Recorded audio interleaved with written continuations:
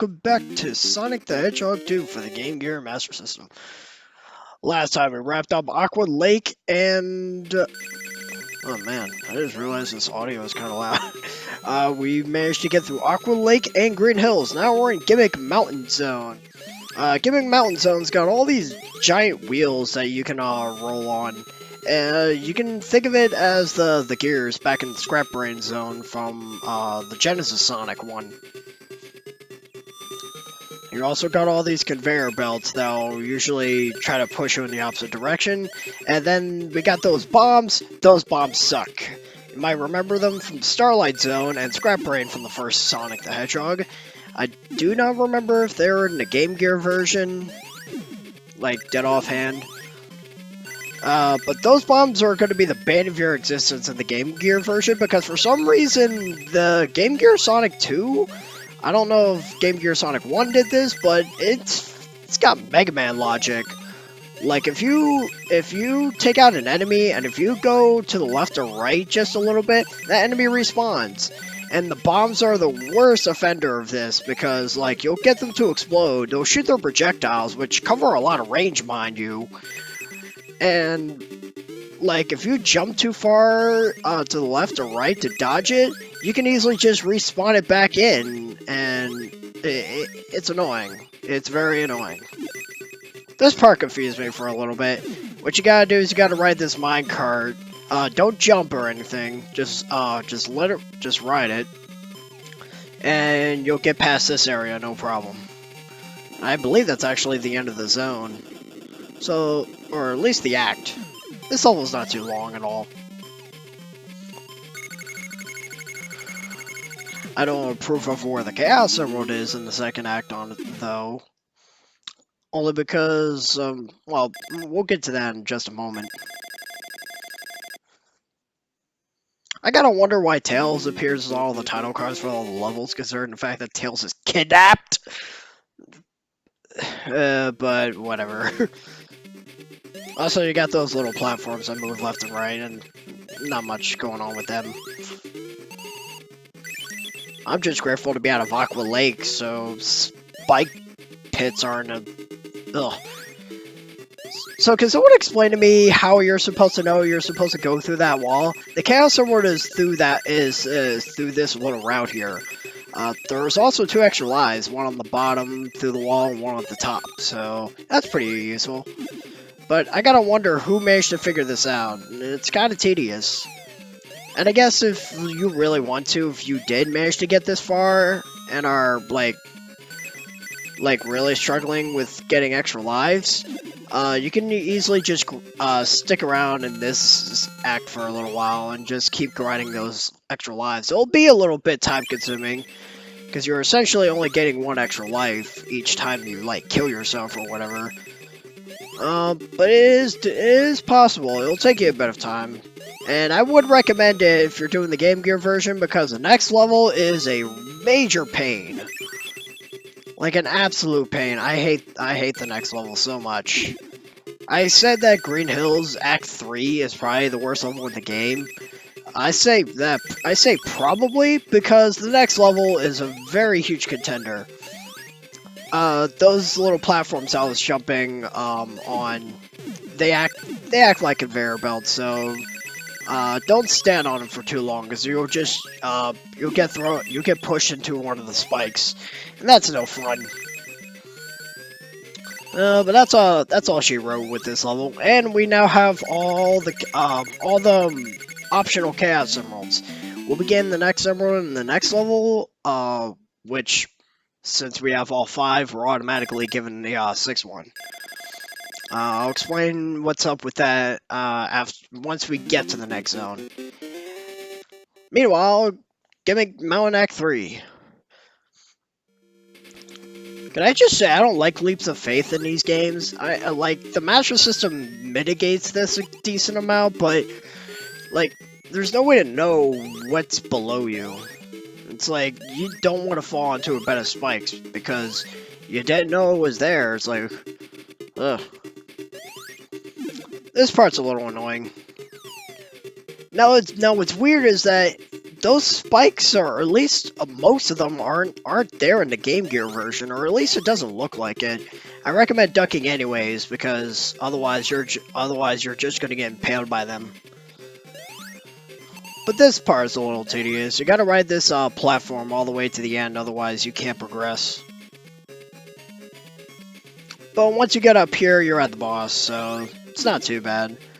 This boss is also not too bad as well. He's constantly gonna go to the left and go to the right. I sound like I'm describing Mega Man X3 bosses. And whenever he hits the wall, assuming you don't immediately interrupt him by landing on him, some rocks will fall. Usually it's in sets of 3, but sometimes it's only 2. And obviously you don't want to go gung-ho on this thing because it's covered in spikes. You want to wait till it hits the sides, because it'll retract its spikes. So just constantly jump on him whenever he goes from the left to right. Avoid the rocks when you can. It's actually not too bad in the Master System version. In the Game Gear version it would be a little bit tougher, but the boss is still simple regardless. And that's all she wrote for Gimmick Mountain Zone. Not a bad level. If it means anything, I think the music is alright.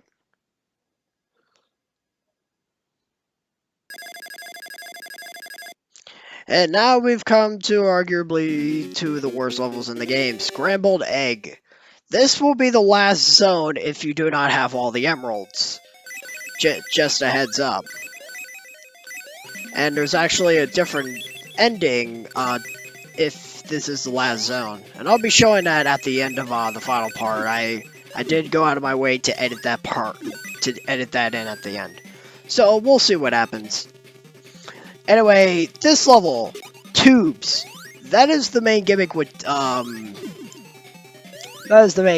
Scrambled Egg. There are tubes all over the place, and there's a lot of mazes with this area, and it can be really frustrating. Like, this zone is a big reason why I recommend playing the Master System version, because you're able to see like where you're supposed to change direction, because whatever direction you hold the analog or D-pad in, Sonic will change set direction in the pipe maze, in the tube maze. However, if you don't know where you're going, you are immediately getting thrown into a bed of spikes.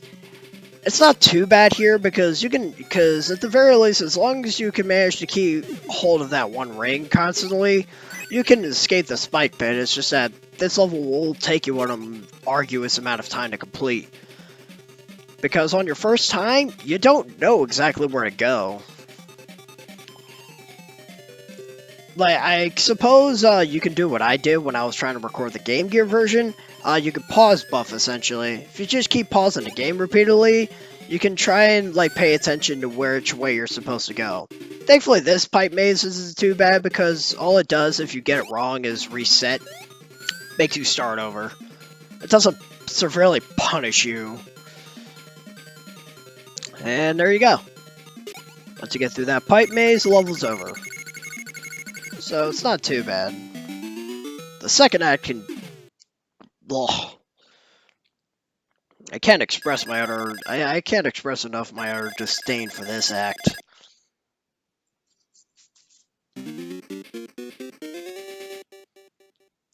Alright, so just like the first act, we have got a bunch of tube mazes.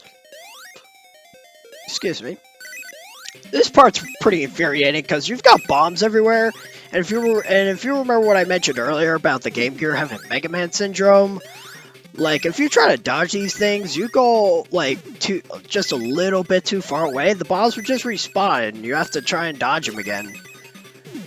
Like, it's so annoying. The reason why I did that is that if you just sort of roll down after, like, attacking an enemy, for some reason Sonic won't have enough speed to carry himself over to that platform I landed on. Yeah, see, if you take the wrong exit in this pipe maze, you get thrown into a bed of spikes. You can get out of it. It takes a little bit of time, but you can get out of it.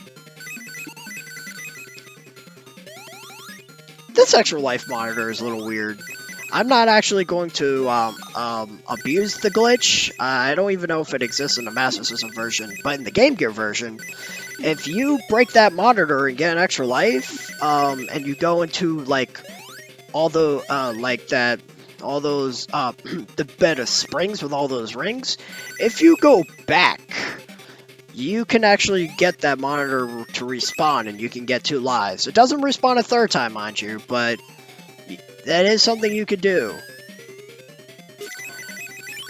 So this is why this level is stupid, because I mentioned you could escape in all the other ones, not this one.